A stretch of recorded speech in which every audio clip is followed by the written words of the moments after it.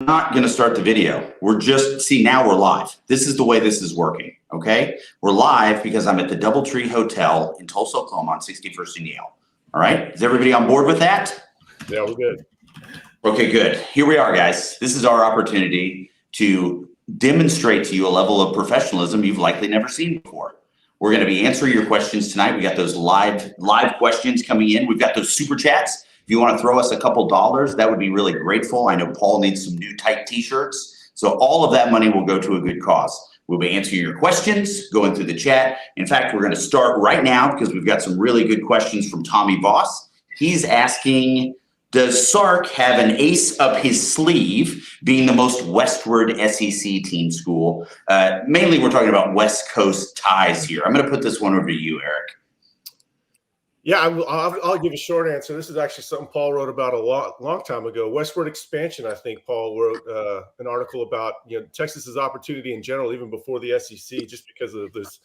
There's not the cultural shock of going from Texas to California as it is from going to California to Mississippi or Alabama. So, I mean, that automatically, that fits in. When Texas goes out to USC, you can see there's not too much of a difference between USC fans and Texas fans culturally. So I think in a lot of ways, it helps out. There's just not nearly as much competition for those players. There's plenty of good football players out there, despite all the other distractions athletically that a lot of people have out there. There's some true hardcore football players out there, and they're usually looking for a hardcore football player environment.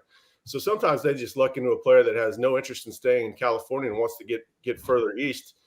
Texas is a good place. Look at how many airports you could fly directly into Austin from multiple points in Southern California. But go ahead and let Paul have that. Paul has lived out west more recently than I have. Paul's got some good thoughts on it. Yeah, no, you exactly nailed it. So don't underestimate the fact that Austin's become a big city. The sleepy place that I grew up is like at a real airport and direct flights to every major West Coast hub where there's talent. So whether that's Phoenix, whether that's Salt Lake City, whether that's Los Angeles, Orange County, one-way direct flights to Austin. Not the same can be said for Tuscaloosa, Baton Rouge, the Plains of Auburn, Starkville, etc. So even Gainesville, Florida has a very similar feel and sort of alumni base to Texas folks, if you ever sort of interact with that group. But Gainesville, Florida, not exactly an easy direct flight. So that stuff all matters. It's not just the convenience of the player themselves, but also their family. If they want to get out and actually see games, Texas has a huge advantage. So there's the cultural piece that Eric addressed, but then there's also just simple logistics. So hugely valuable. And I think it's Texas. I think it's a great question. And I think something Texas will exploit and will continue to exploit. Yeah, I'll add that the addition of Johnny Nansen plays directly into that. Not only has Nansen been recruiting that area forever, he's Samoan, he's Polynesian, so he's if you're in that community, it's a tight-knit, smaller community. It makes it a lot easier to recruit. Jeff Choate had to really earn his way in there to go get Leonga Lafau and work on Cecilia Kana. It's not an easy group to get into, but once you're in and you have their respect, news travels fast, and you can get in with a kid in Utah from a connection in California. It's a very small community, and I think Nansen's going to play a big part in bringing some more Polynesian players to Texas. And there's a lot of Polynesian players out west. One of the things that Paul mentioned was this idea. Well, it's not an idea. Culture, right? Drew, we were speaking earlier. There's something that you specifically wanted to talk about was the culture that's being built. This is something that's come up a lot this year, specifically with Sark, really pushing that point. How does culture play into this West Coast swing that we're doing and what the kids are able to see when they come in? I think whether West Coast, whether the kids coming from the portal, whether the kids coming from Texas, it doesn't really matter at this point based on where the culture is. You will fit into what the culture is. Right. And if you don't, you're out. A couple things that stand out to me last year, I remember Sark, the team had its most successful year in years, but also performed well academically in the classroom. It goes back to the way you do anything is the way you do everything. And people don't realize, the guys are still going to class. Doesn't matter what degree you think it is, you still gotta show up. And that still eats into your time, but that's just, what else would you be doing if you're not showing up in class, right?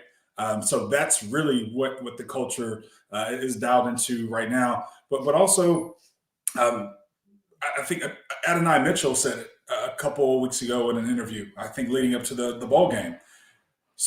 Coach Sark is great. The culture, the team, the everything that you experience as being a part of the program is great. But when you get out on that field, he said he wasn't coached any harder at Georgia than he was at Texas.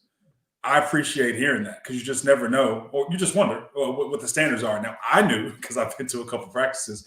Yeah. I know how tough it is, but it's just great to hear that from someone coming from Georgia. And perhaps he probably would have never come from a school like Georgia to Texas, even though it is home, without knowing that he could be developed and he could contribute the way he did this year. So I think the culture is anchored into the program at this point. And as a player, even though it's player-led, you either get with it or you're not going to be a fit and you'll be out of there. That's great. Thank you for that. And I also want to thank HuffTex and Brett Nelson for your Super Chat contributions. That was great. We've got a $10 Super Chat that just came in, and this is one of the more popular questions. So I'm going to pass this over to Eric because he loves answering the questions about the D-line hire coach. So why don't we get a D-line coach and a DT coach from some other program, like some other programs do? Is there a reason they don't? I was told Brown commented Jeff Banks with the development of Bro Davis too. So let's talk about D-line. Let's start there. It's a popular topic. What are you seeing? I understand that you know that there's probably a guy in play, but we may not know that name. What's going on there? Yeah, I mean, I don't know exactly what's going on there. I know the word in the building is that it's an NFL guy. And you know, right. The amount of NFL coaches that are still coaching is winnowing down each weekend. 4 teams left, 4 defensive tackle coaches. So it could be somebody else that's still working out some contractual things on their end, or maybe their season just ended in the last couple of days. I don't know. But the word in the building is that it's an NFL guy, and that's really the only thing that tracks with the fact pattern of them not having a coach signed yet, unless there's some other unique circumstances. I've long ago quit pretending to know to just go by what you can see on a surface level. There could be a number of different reasons that we don't even know to look for a reason that there's not a coach. But we are hearing that it's an NFL guy, and so we're just we're waiting to see how it plays out. I've been asked about a timeline. I don't know. If I knew the timeline, I might know who the coach was. I do believe Rod Wright is under consideration, but I don't know that it is him. The Texans season just came to an end this past weekend. As for Brandon Brown, yeah, I don't know, man. That's that commitment kind of came out of nowhere. We knew that he liked Texas, not to that degree that he would commit so early. Losing Bo Davis is a shock to that recruitment. So I think Texas is going to have to act like he's uncommitted and sort of start from scratch. Sark has to be involved throughout. And then B, once the new coach is hired and in place, he needs to be on a plane out to Florida to go see him. But it's going to be a long cycle. They're going to do well at defensive tackle. Sark went and saw DJ Sanders last week, who is a very talented young man. He did that despite not having a coach in place yet. That tells you that Sark is involved in these recruitments.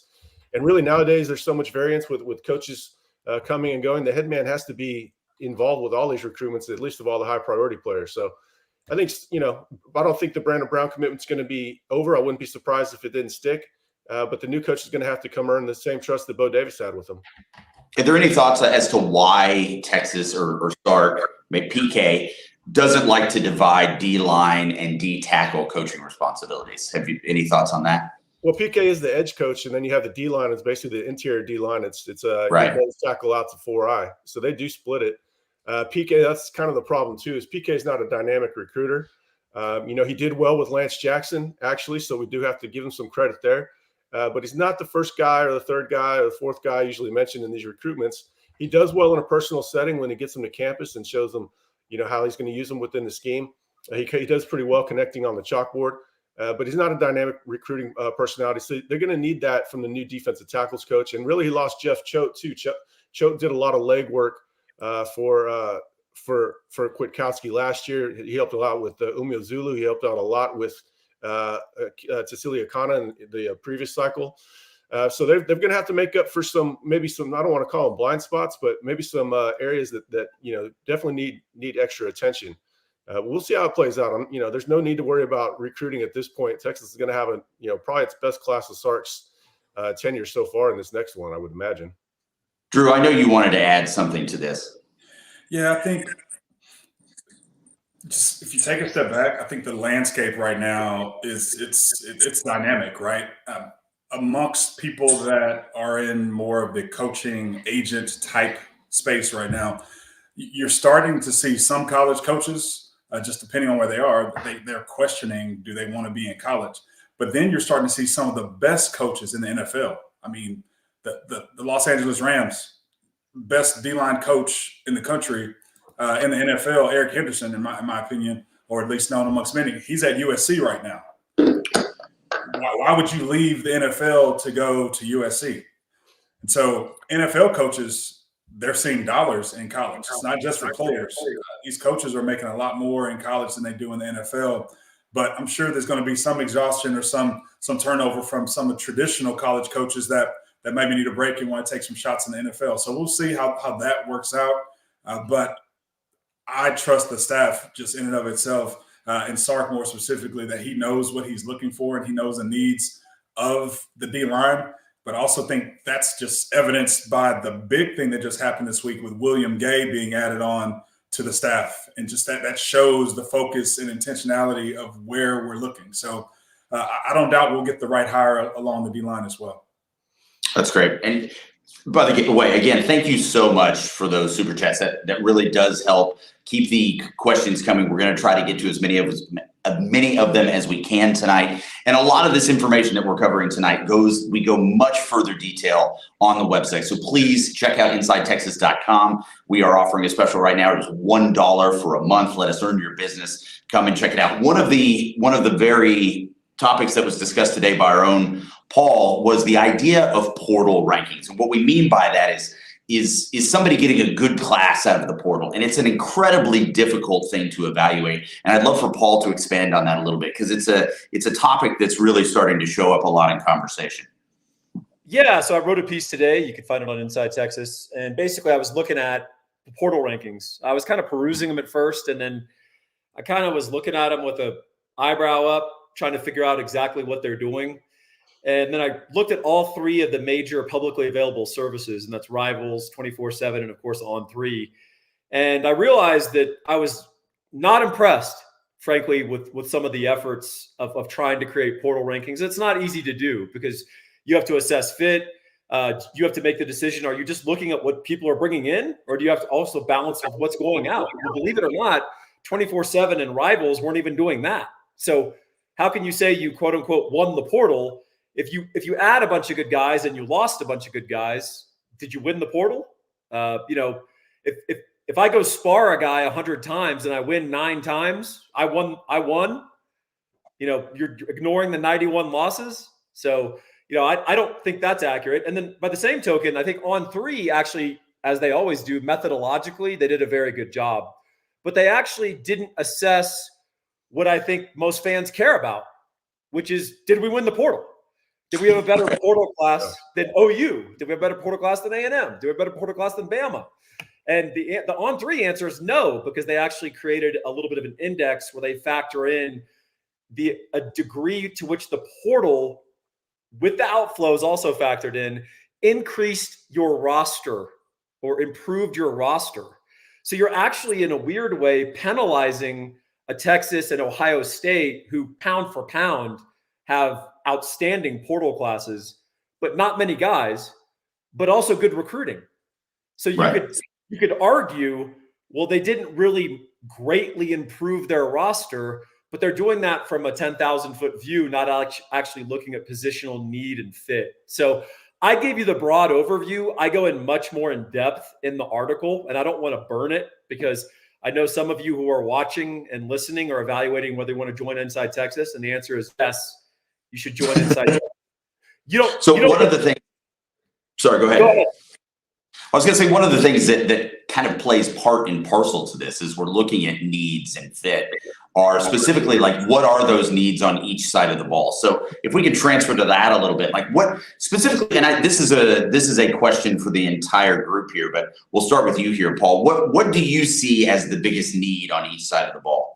So let's go outside the portal. 2025, I think, is what we're talking about, Doug. Standard old school high school recruiting, right? Right. I think it's going to the answer every year now with the portal and what is essentially college free agency. And it's not even free agency in the truest sense because free agents have contracts, but it's going to be O-line and D-line every year. That is the answer. I hate to be boring. Now, obviously, you want to get a quarterback. You want to get some of these elite guys. But all of those things, history is recent history. We don't have a long track record, but recent history has shown you can fill in some pretty good players through the portal or through transfers. But what's really difficult is to build out a roster of O-line and D-line. You got to do that the old-fashioned way, and you got to grow them the old-fashioned way and coach them up and teach them because there's a learning curve, there's a physical developmental curve, and I think all that stuff factors in. And so that's pretty much going to be my answer. My boring answer every year is O-line and D-line. As for specific names, I'll throw that out to Eric. Okay, great. Over to you, Eric. You're now on the spot. I'm with Paul there, and I think we should all be because everybody in the chat is wondering when Texas is going to get a defensive tackle out of the portal. So it kind of underscores how difficult it is to find those and why you need to get them in high school ball. So Zion Williams is a huge one out of Lufkin. Bo Davis going to LSU is going to make that a little more difficult. Doesn't mean that Texas isn't going to get him, but they might have to work a little harder than they would have otherwise. DJ Sanders, Belleville, Texas. Sark just took the helicopter there last week to see him. He's another really good. He's getting taller. He's getting longer. Kid has always been crazy flexible for his body type. I remember watching him stretch as a freshman and doing his leg raises, and his foot's going up like a ballerina. I couldn't believe what I was seeing. He's 280 pounds. He was a chunky kid at that point because he's a freshman. They're never in good shape at that age, but he keeps getting longer. He's explosive. He can play nose or 3-tech. So he's another priority. It's going to be a defensive tackle is going to be probably the most important. And of course, they just lost DeAndre Robinson as well. So at the end of the 2024 class. So that's on that side of the ball. On offense, it's probably going to always be a leading offensive tackle, a guy that could play left tackle. They got a Brandon Baker last year, the Gooseby the year before, and Kelvin Banks before that. You got to keep that going as well because you always have to fit two on it, right and left. So I'll probably go left tackle there. And you know what? I'm a little bit of a diva when it comes to, but I just knowing how much Sark likes his receivers that can win deep and make life easier for the running game. Probably DeCorian Moore, the Duncanville wide receiver committed to LSU, is a good one. And then back to defense. I mean, you can find corners in the portal. Texas has done it in the past, and they're trying to do it again right now for Jamar Muhammad. But finding a first-round guy in the portal is a lot difficult than finding them in high school. Probably, at least long term. It's where you can throw numbers at it in high school. So a guy like Devin Sanchez, committed to Ohio State out of North Shore, would be another guy I would have as priority. Well, same question to you, Drew. I mean, who are we seeing on what are their biggest needs on each side of the ball? In high school, you got to look for. I mean, it's all about scarcity, right? Sure. Where can you be the most? These kids are impressionable, but they're the most impressionable when they're 16, 17 years old, and that's the time to strike. That young kid who's like 6'5", he doesn't really know what he's doing with himself yet, but people are starting to recruit him. It's like, man, they keep telling me I'm going to be good. I think I'm good, but I'm also playing against guys who are half my size. That's when you need to strike before these guys truly develop. And that's where, that's where you get to see the scarcity, because if a kid is not standing out at that point, you don't really have a chance to develop. And O-line and D-line needs to be developed. Kind of piggybacking off of where we need to focus, those guys need to be developed. And we have a current proof of concept to show what development looks like at Texas. Yeah. So you got to focus on the absolute, you got to be judicious. You got to be very specific about what you do, which this time of year is really important. I mean, I think we're still early right now, but we just went through a junior day where, dozens of kids were on campus. You start looking at what offers went out, what commitments come in. You start looking at kind of where we're prioritizing and where we're spending our time based on where these offers are going. So you always want to look for scarcity. You always want to make sure you're as impressionable as possible at this stage of the recruitment, because as time goes on, it gets much tougher, more competitive, but also it starts costing more too. Well, being early is where Texas has done well. Kyle Flood has done great on offensive line. I was talking to John Turntine on Saturday. He's a 2026 unrated left tackle, but he'll be a top 50 player in the country probably. And talking to him, it's, his eyes light up when he talks about Texas. Texas, has that early mover on their advantage on their side, to where they get to set the narrative. This is who we are. You want to be able to make that first impression before other schools start to make it for you on your behalf. It's not going to be nearly as favorable for you. And talking to him, his recruitment's starting to pick up, but his only visit he has upcoming is in early February to SMU. But this is a kid that can go anywhere in the country. Trust me, the tape is great. He weighed 298 the other day. He looks like he's about 270. He's 6'5". He's got a 4.0, number 9 in his class at North Crowley. Just like this, exactly how you draw it up. So be on those guys early, and then make it harder on everybody else to pry them from you, especially when you have academics on your side like Texas does. So being early is big. It's very, very big. Paul, I know you had something on this. I did. Drew started talking about the impressionability of these youngsters, and the old saw in recruiting was that second place only counts in horseshoes and hand grenades, right? Like, if you came in second, that's the same as coming in ninth. Right. But now that's all changed with the portal. Right. Because we're realizing that even these guys we come in second with, there's another shot at them literally in a year often. And you just saw that play out. I mean, so we know that with Quinn Ewers, right? Texas finished second to Ohio State, and now he's the quarterback at Texas. But Caleb Downs, when Caleb Downs entered into the portal, everyone assumed it was to join Travaris Robinson, his position coach at Georgia. But people who were close to that recruitment said, no, the school that actually finished second in his mind was Ohio State. Yeah. And Ohio State obviously has freed up some NIL, if you guys haven't noticed. And I'm sure they made him a good offer, but he already had good feelings. And so what people said was, no, Ohio State finished second in that recruitment, and it actually mattered. So now Caleb Downs is going to be the starting safety for the Ohio State Buckeyes, and rich get richer. So, Eric has talked about this, I know, but I think we're going to have to change our mindset of recruiting, that you want to recruit through the whistle and all that sort of stuff, but you're doing it to finish second, because there's actually real value in that, because that kid is a high school senior when things don't go quite the way they expected their freshman year of college or their second year, and they're looking for something comfortable. Oh, they remember that other school that courted them that almost got there. That's who I'm going to talk to first. So interesting. Right. I made the joke on Saturday while we were at the junior day, freezing our butts off. I said, some of these guys are not ending up at Texas, but they might end up at Texas in a couple of years. And I think they're just casting a wider net due to that. And you can see some of these guys are going to have a longer road to development than some others. And do you want to develop them? Do you want to develop them on your dollar at your time, or maybe let somebody else do it? Some of those guys are talented, but probably not Texas guys until maybe they're 21 or 22. So they cast a wider net, I think, because of the portal. If you look at where guys end up, it's like Paul alluded to. It's usually to a familiar situation or somebody that they knew. Or Trey Moore with this in Texas, he liked it because of proximity. But other guys they got, Matthew Golden, they recruited Matthew Golden. Isaiah Bond, they recruited Isaiah Bond. So that familiarity is going to work out in the long run if it doesn't work out in the immediate. And just as another note, Caden Proctor, offensive lineman for Alabama, he committed to Iowa. Right. A Bama recruit goes to Iowa. Why? Close relationship. They were number 2. Yeah. They were number 2. That's the difference. And that can get you a discount, if you will, if you build a relationship. I mean, the kid came out and said, hey, during the season when I was struggling, I got a few text messages from coaches at Iowa, like, hey, like, keep hanging there, wishing you the best. Okay. That's also called tampering, Drew. It's tampering. I'm quoting what the kid said. Oh, man. Well, look.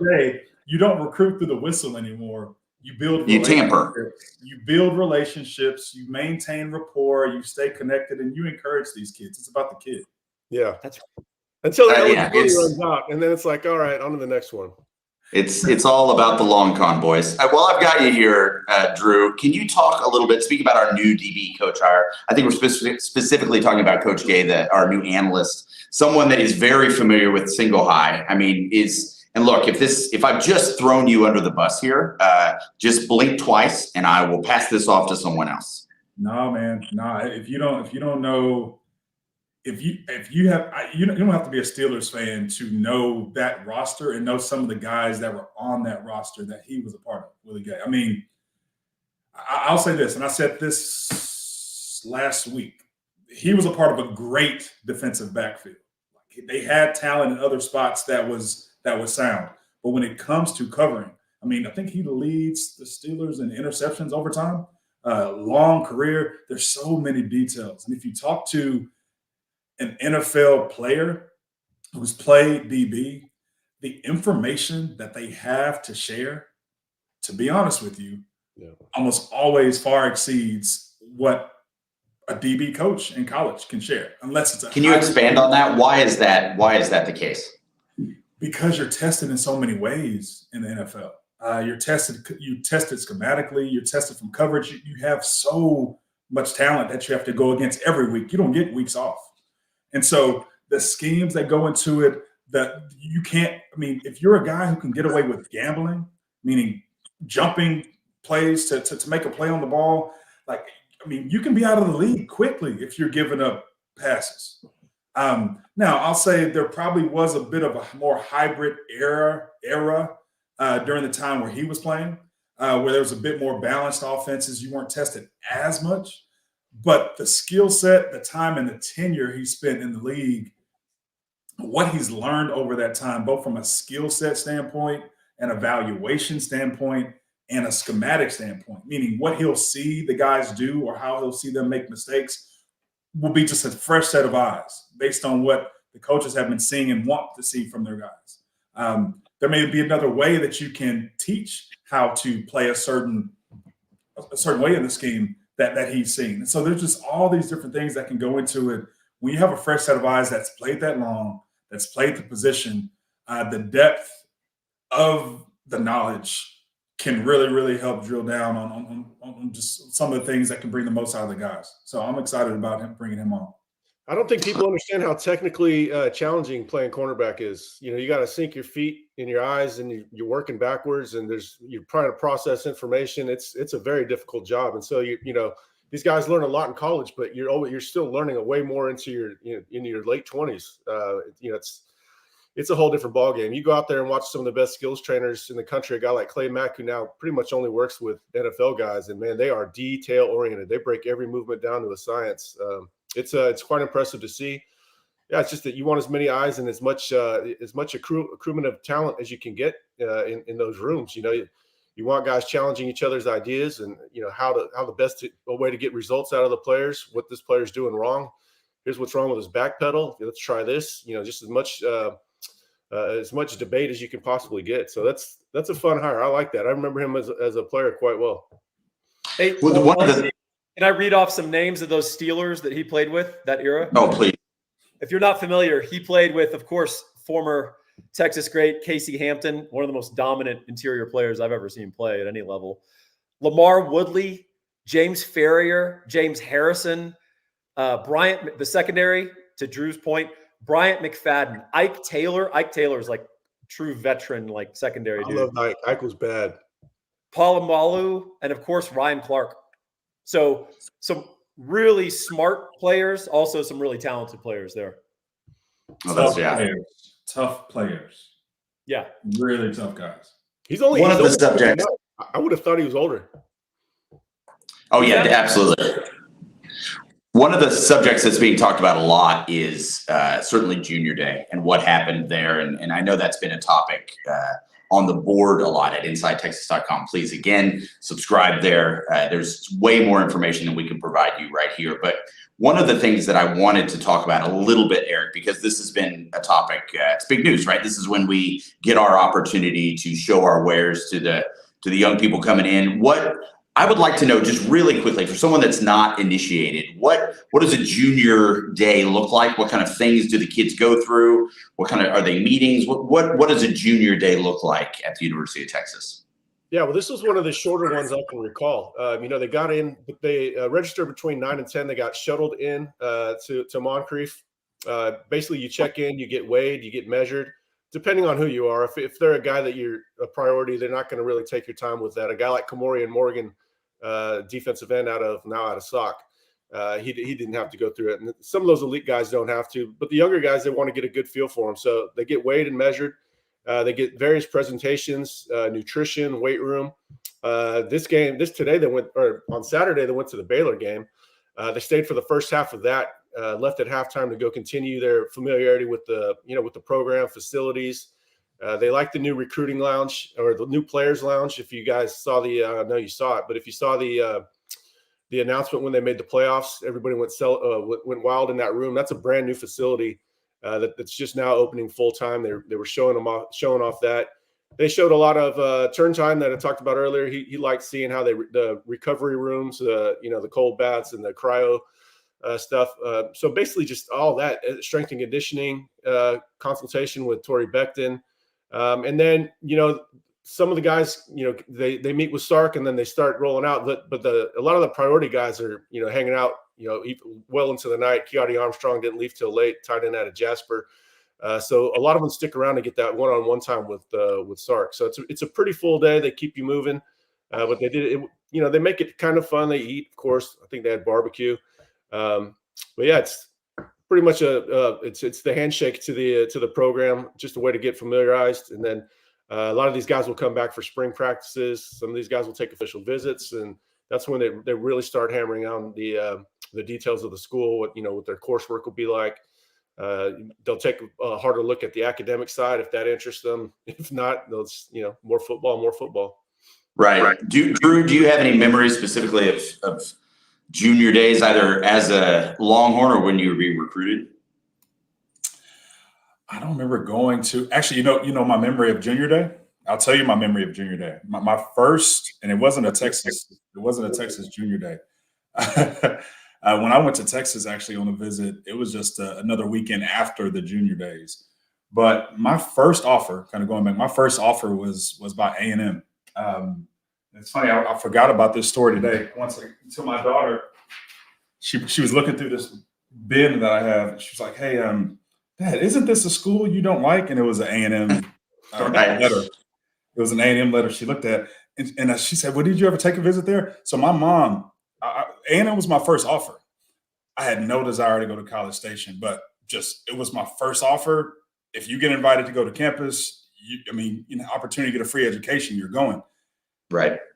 We were scheduled to drive up that Saturday morning, but we were just waiting on a few other details, like confirmation. He said he'd call me back Friday nights, just confirm something. The coach, the DB coach, what's his name here? Yeah, it was a safeties coach. No call, no nothing. 10 o'clock shows up Saturday morning. He was like, "Hey, I'm sorry I didn't get back to you, but did you make it to town?" And my mom's like, "Oh, I don't operate like that." Like Mama was not playing. She's like, "They're gonna have to do a lot more if we're gonna ever make it to College Station." But then when I finally did go to Austin, it wasn't a major junior day. It was myself and maybe half a dozen other guys who couldn't make it to the junior day. And it worked out that much better because I didn't make it to the original one at Texas. I got a lot more time with the staff, a lot more time with Mac. That's also where I got my offer to Texas. So my junior day was perfect, considering that whole process. But yeah. Oh, that's awesome, man. Do you guys know who that safety coach was? Melvin Smith. I'd forgotten his name until I saw this letter. It was Kirby Smart. There's no way. Come on. The coordinator was Carl Torbush.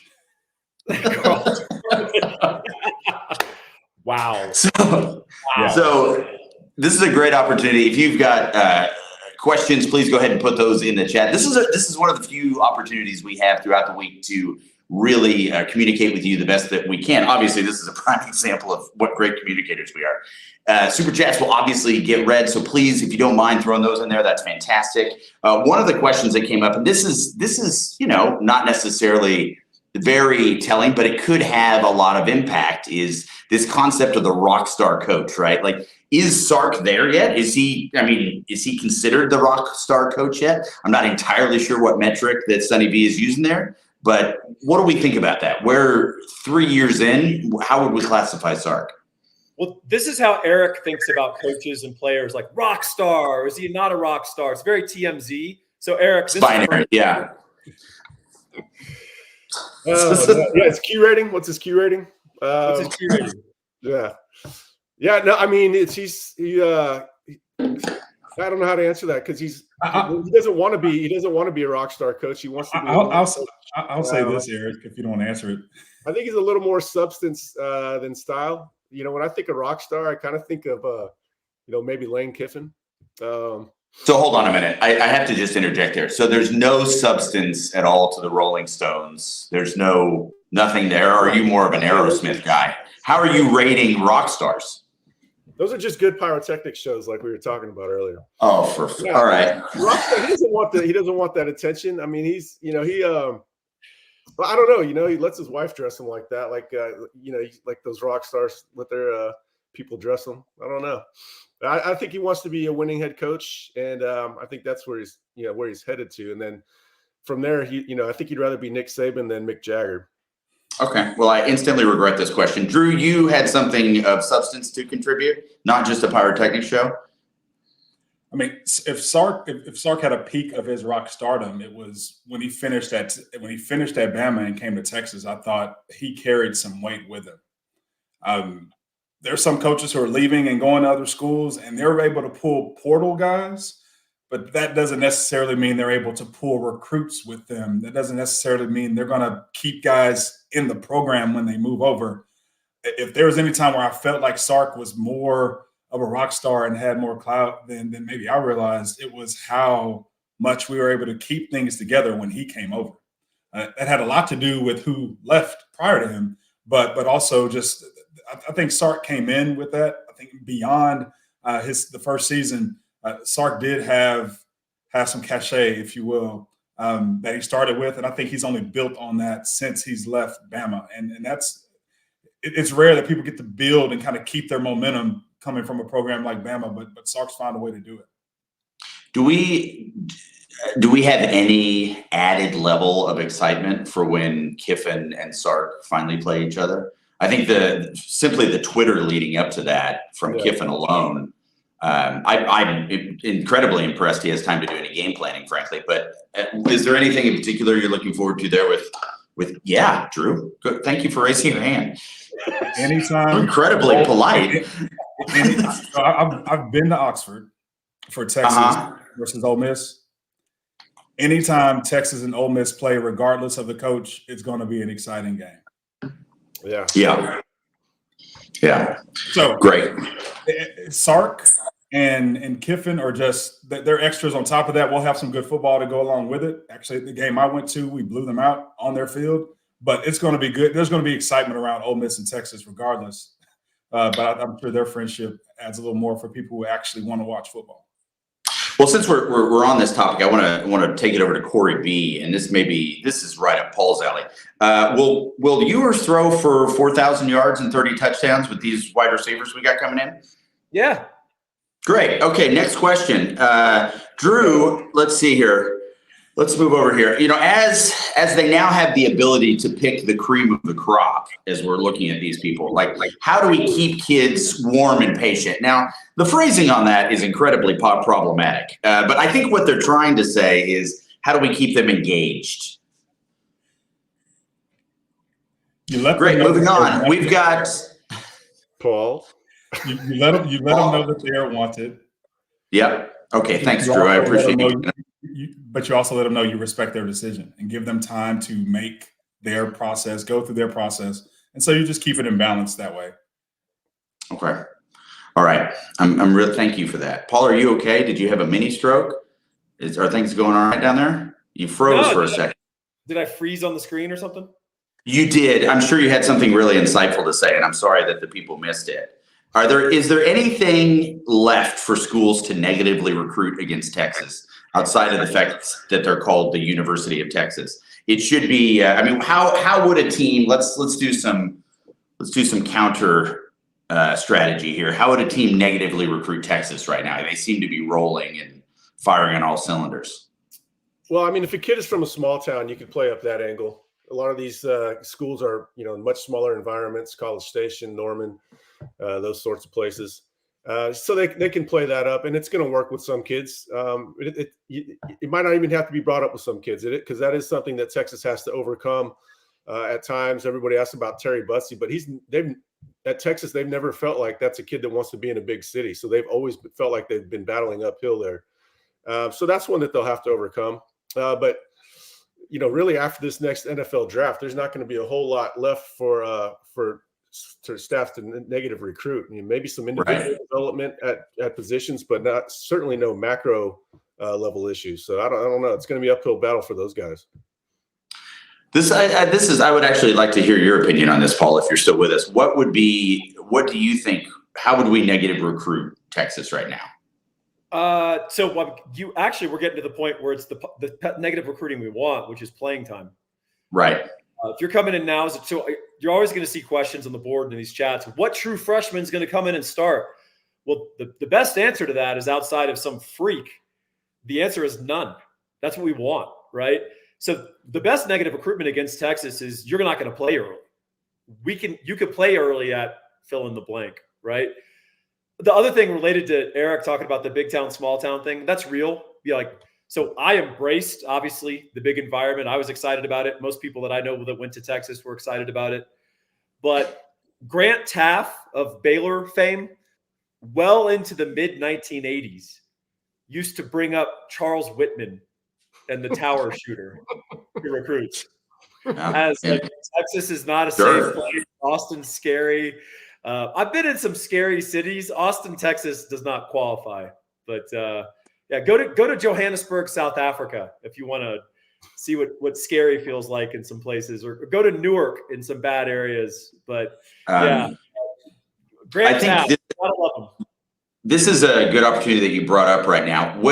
Obviously, we're seeing some shifts in the way that Johannesburg is running their defense this next season. Is there anything specifically, like maybe with the 3 technique you want to talk about, that we should be looking at with those Johannesburg players? You don't want to recruit Bushman, Kalahari. They're small, they're agile, they're nimble, they're resourceful. Yeah. About 4'8". You want to go for the Zulu Warriors. That's okay. Length. Okay, that's great. I would like to now transition to something more relevant. Chris Brent Bennett brings up a question that I think you're very qualified to answer, as representing both of them legally in their professional careers. So this is to do with Frank Okam and Rod Wright. Like, obviously, we don't know the answer to this. We've talked about this at length, not knowing who the next D-line coach is. But if you wouldn't mind give us three attributes of each that would make them awesome coaches at Texas. Pick your favorite. Yeah, you have to pick your favorite friend. And we want to know, because you're not getting invited to Thanksgiving for one of these guys. So you're going to have to pick the one that probably has the best cooking. Oh, man, I don't know what to say. I'm going to go with Rod just because that is a name that, as far as people know, or at least that's out there, there's an NFL guy that is in the mix. And so hopefully it's that NFL guy. Rod really has 13 years of experience in college. This is his first year coaching in the NFL. So while he has that exposure, I mean, his presence has been in college. He's developed players at places that don't get the talent we get at Texas. He's had multiple players become defensive players of the years in their conferences, lead and break school records in sacks and TFLs. He's just developed them. But he's also developed both defensive tackles and DN. So he has that diversity of experience coaching both inside and out, as well as some linebacker plays. So he is an obsessive ball coach. I don't think people – there are coaches who coach and there are coaches who are obsessed. He eats, sleeps, breathes ball. I mean, that's it. Wake up, work, stay late. He does it the same way as a coach as he did as a player. There early, works hard, is in the film, does not leave anything on the table every single day. And he recruits that same way too. And that's something that people don't see enough or don't know enough about. But he'll be ready if we have the opportunity to pull him in and if this is something that he wants to do. Well, I also want to ensure that you maintain your friendship. So let's say it is Oakham. Like, what would we see in a coach, Coach Oakham? What do we see there? He is far more. He understands the entire defense, but through understanding all of the defense, he can speak to the importance of every person's job on the D line. Some coaches can only speak to why or speak, this is your job, do it. And the closer you are to the ball, the less you want a guy to think. But some guys, they think too much, or they're not thinking and they should think more because they're making bad decisions. They're getting reached on blocks and they're making mistakes in the defense. So when you can have a guy that can explain, that can help players understand the technique and how they fit into the scheme and why it's so critical, it does help resonate with players. The other thing is he's really good at finding the right guy to coach up and tee up opportunities with. So he'll coach one guy really hard, and not that he coaches every guy differently, but he teaches through other guys. And so while he's teaching one, he's making sure that the others understand this message as well. There's no message that is just for one player. Everything is going to resonate throughout the entirety of the room. And he's a go-getter as far as recruiting, because he probably connects with parents better than any other recruit because he's lived it. He went to Texas. He graduated. He got his master's from Rice. He's coaching. He loves ball. He connects with parents. He's played in the NFL. He played with the Texans for a few years, went to Tampa, went to Seattle. He's played the game at a high level. So when it comes to, do you, as a parent, is this what you want your kid to do? Follow this track of this guy? He's the guy you pick, hands down. Oh, that's awesome. We've got, and again, these questions are coming in. They're really great. If you want to ensure that yours is read, go ahead and throw it in the super chat there. But this next one, I really want to put to our friend Paul, because it's one of our own we're talking about here. Now, again, we're talking D-line. So this is an area where I know that you've put a lot of focus recently. So how do we feel about Ian Boyd coaching the D-line? And if he's not coaching, could he play nose tackle? What would be the upside of that? What would be the downside of that? I know we know that there's a virility to him, given the amount of kids that he's pumped out. So there's probably something going on there. But can you just break down a little bit what that looks like, having Ian Boyd at the nose tackle position? Well, speaking of the virility piece, the moms on the recruiting trail are going to eat him up. They're going to. Oh my God, he's adorable. Yeah, absolutely. Sense that little je ne sais quoi that you can't. Yeah. As for Ian, it's supposed to be a joke question, but just because Ian's short, that's leverage, ladies and gentlemen. That's leverage. Low man center wins. gravity. Yep. This is basic football, folks. You think you're making fun of the man and you're building him up. That's Right. what's happening here. Intellectually, he gets it. Now, is that kind of wasted on a defensive lineman? Drew will tell you yes, probably. You kind of want to just point them and just have them attack things until you tell them to stop. But Ian can do that. You ever seen him in the comments when a poster challenges him, when someone challenges him? There's a ferocity. Yeah. Right. There's a real ferocity to that guy. So, yeah, you guys thought this was a joke question, but the joke is on you. Oh my gosh. Well, that's what you get for putting a comment in there. And I hope that others will contribute these comments. Again, the super chats are going to get you really far. We're to the point right now where we're talking about putting someone in that's maybe a $112 soaking wet.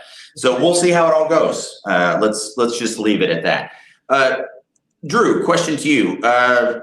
Safety? I mean, could we put Ian out there? I mean, that's a little bit of an island for him. He likes to be alone. There's some solidarity in his behavior, given the fact that he surrounds himself with children. It's a little odd, but maybe going out on an island there would give him an opportunity to get away from his kids. No, I'd rather see Jelani McDonald or Wilson or Andrew Makuba, Michael Taft being a leader this spring, this offseason. Derek Williams developing this offseason. That's what I'd rather see suiting up this fall. I mean, this spring, preparing to really develop this offseason. So, sorry, Ian. We got some guys that we don't need. Coming from the great north of Syracuse, New York, where they walk under tunnels like troll people to stay away from the cold, they're asking which early enrollee is going to surprise in the coming weeks. We're going to ask everybody this question, but because I can't change pictures right now, we're starting with Drew. Because you can't change picture. I don't Think know. safety. Think safety, and think Ian Boyd at safety. But if he had talent and went to IMG, Yeah, there you go. The answer because Jordan Johnson Ravel. yeah, he's a good answer because IMG, those guys are kind of used to working at a sort of a college clip, like at a college rate. So he's going to acclimate easier than a lot of guys. And he's like what Drew was saying about Rod. He eats, sleeps, and drinks ball. So I think he's going to have an easy transition. Now that doesn't mean he's got the highest upside, but I think we're going to hear about him impressing quite a bit in spring drills, just from a level of preparedness. A lot of times you can tell who's got who's ready to compete early on, who has the mindset for it. I expect JJR to be one of the guys we hear about a lot. That doesn't mean he has the highest upside or he's going to start as a freshman or anything like that, but it means he's going to acclimate early, and I think he's going to have a lot of attributes that get him on the field early, even if it's just special teams. Okay. Yep, that makes a lot of sense. We've got a super chat coming in here. I'd like to thank our friend Dale Allen. So what is the word on Ryan Williams? I mean, is he going to make it in? What are our thoughts there? Yeah, he'll be in this weekend. He just visited Alabama, got to know that staff quite a bit. He's already familiar with the school in a lot of different ways. He's committed there for a long time. After Texas, he's going to go to Auburn, but this is a chance for Texas to connect. And again, we're talking about earlier, we said, if you finish runner up, it's not always the worst thing. What if he picks Auburn one day and wakes up and wonders what he did? What he gave up a chance to go play, catch balls from Arch Manning and Sark's offense. Maybe he changes his mind. So, I'm not predicting Texas to win yet. I think it's far too early to make that prediction. We'll see how this visit goes, and we'll see how everything else. Sometimes Texas can put its best foot forward and still not come out on top. Auburn, Justin Wales gets it. Maybe if that happens, NIL is going to play a factor in a recruitment like this. He's sensational. He's about as good of a wide receiver prospect as you'll see. That's in that 6 foot range. There's some real unicorns out there that are 6'3", 6'4". But as far as the 6 footers go, man, he's about as electric as it gets. Auburn, it's going to be tough to get him out of that state. You got Auburn and Alabama wanting him. Maybe Texas can be a compromise school. Go ahead. Does Auburn have a quarterback? Not really. Yeah, I know. That's what I'm saying. He could wake up one day going, "Hey, what did I do? What happened?" Right. Well, we've got a question here from board favorite Mr. David Keith Williams. He's curious about freshmen specifically. Playing early isn't necessarily always favorable. Obviously, best man up. But with the questions about Sadir Mitchell, Alex January might be the most important freshman in Mr. Williams' eyes. How do we feel about that going in? Who do you think our most important freshman is coming in? Well, I don't know that there's questions about Sadir, but I like his mention of Alex January for sure. Sadir's right on time. He's just, the bigger you are, a lot of times the longer it takes you to develop. We see that with offensive linemen all the time. So Sadir, I don't think there are any questions about Sadir other than will he have enough time to develop? But I do believe Alex January is extremely important, and he's more technically refined than a lot of freshmen. He's a lot different than Sadir coming in as a prospect. Alex, I think, will be able to play a little bit earlier than Sadir. And I think, going into 2025, both those guys are going to be good. This next year, it's going to have to be a timeshare probably. But I think Sadir's going to be okay, and I think Alex has a chance to surprise. But I would agree that Alex January and Sadir Mitchell are two of the most important prospects or players in the entire roster, just given everything we've said about scarcity and how hard it is to find those guys. A quick word from our friend Dale Allen. Thanks again for the super chat. Really appreciate it. He thinks we need Drew in Tahoe. So I don't know what your plans are this weekend, Drew, but you're wanting. Dale's a guy I go when I'm in Tahoe. I tend to see usually when I'm out there, and so Drew's always welcome. And Drew's been to Tahoe. Drew likes to snowboard. I love snowboard. Let's do it. Drew snowboards. I'm going in a couple. I'm not going to Tahoe in a couple weeks. I'll be somewhere else, but I'll be snowboarding in a couple weeks. So, Paul, a question to you: how does it feel to be in a conversation with two guys talking about a vacation that's super fun, and you don't get invited? I live in Colorado, so I live in that winter wonderland that they aspire to. Hey, Paul and I have been to Tahoe together. We've been okay. Well, I guess that just leaves me on to Melvin Hills. What's the word on Melvin Hills? Anybody on that? What's the question on Melvin Hills? Just what's Well, it just says what's the word on Melvin Hills. Maybe this is a word association game. I'm going to say Melvin Hills. You say go. I'd say ain't no mountain high enough. For Okay, there it is. He's Great. he's going to be in the summer, early summer, I believe, and yeah, he's going to be not the fastest to the field. He's got some development ahead of him. So yeah, I haven't heard of him wanting out of his letter of intent, if that's the real question there. Okay. All right. Is there anything as we're wrapping this up? Do we want to talk Jabbar? I mean, is that something we want to? I know that's still in the air, but it's we've had a couple chats about that. Any word on Jabbar at the moment? Yeah, I mean, Texas is battling hard. They I think they're fighting tooth and nail. Probably some other cliches I could throw out there. But it's, people think I know which way he's going. I don't know what school he's going to pick. Right now, I think that, Oregon might be the slight favorite. They were the slight favorite before his visit to Texas.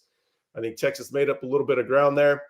Yeah, we'll see. We have to see what comes out of the visit to Oregon. I'm not, I'm trying to get hard information on it, but I don't know exactly what he's going to do. Texas doesn't know what he's going to do. Oregon doesn't know what he's going to do. I'm not sure Jabbar knows what he's going to do. So it's a little too early to make a final prediction on that one. But Texas is definitely fighting and still in it. We're not sure if they're going to win it. That's all. That's all. Is there a deadline on that with enrollment, or is he going to be in the spring? He can still enroll up until the 31st. 31st Right. is the first day of class, and then as long as you get a note from the coach, you can still enroll.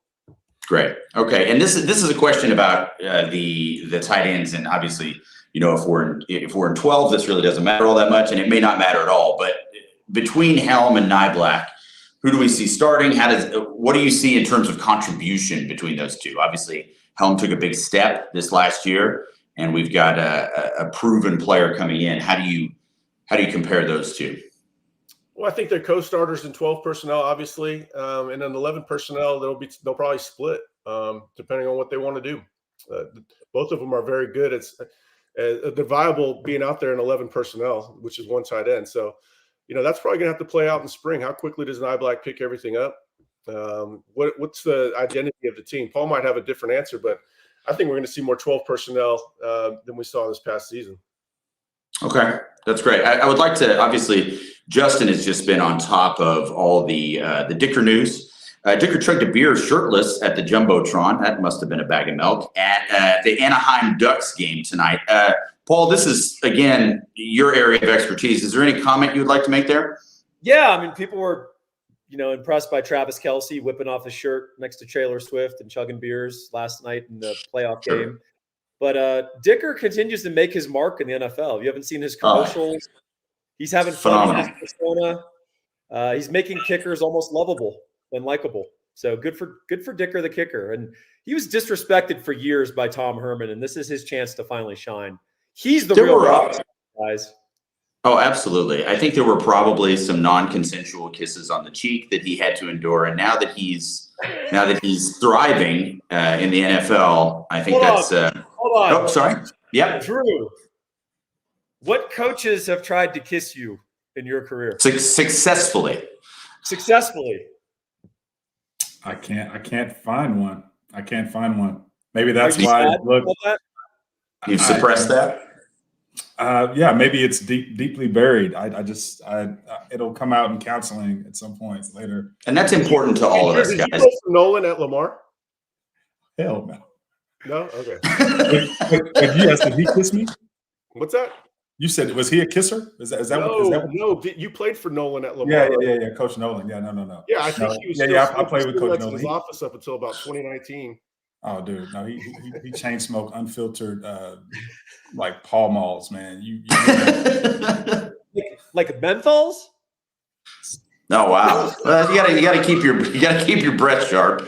That makes a lot of sense. Were they Cools, Drew? No, Pall Malls or something. Pall Malls.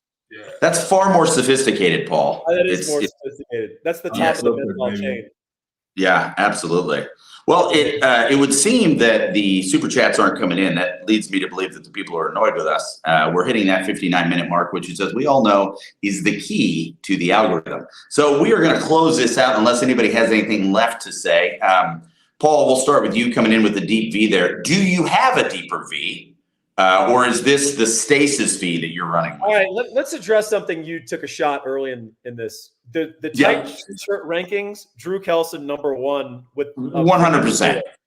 No, I understand that. That's the loosest shirt I've ever seen Drew wear. Right. And it's a Henley. I mean, yeah. So I'm #2 at best. Eric has gone like real hoodie recently. I don't know what's going on with that. Maybe he's not. Well, he runs a tech company. That makes a lot of sense. That's true. Eric's just a tech dork now. He used to be like kind of physical and like man's man, but now he's like a little nerd. But yeah, I just want to make sure. And by the way, your t-shirts aren't exactly baggy, buddy. No, that's true. I do fill them up. It's, I'm a soft 220. This is the way I like to roll in. So it's good, but it's all in the thighs and the calves. It's low center of gravity. You and me both, brother. All right, y'all. This has been, by no stretch of the imagination, the greatest show that you 356 people have watched. And we really appreciate you spending your time with you. Thank you so much for those people that threw in the super chat. We're really excited to talk to young Ian Boyd, see if he's had any interest at all of playing D-line at Texas, if not coaching it. But that's really all I've got for you today. Thank you guys so much. We are live on Mondays and Wednesdays. Please, please, please check out InsideTexas.com. We've got that $1 special that's running for the whole month. You get the whole month for $1. Let us earn your business. Please like and subscribe to this page. So again, we can maybe buy some looser t-shirts for Drew. It's starting to suffocate his brand. We will see you soon. Thanks so much.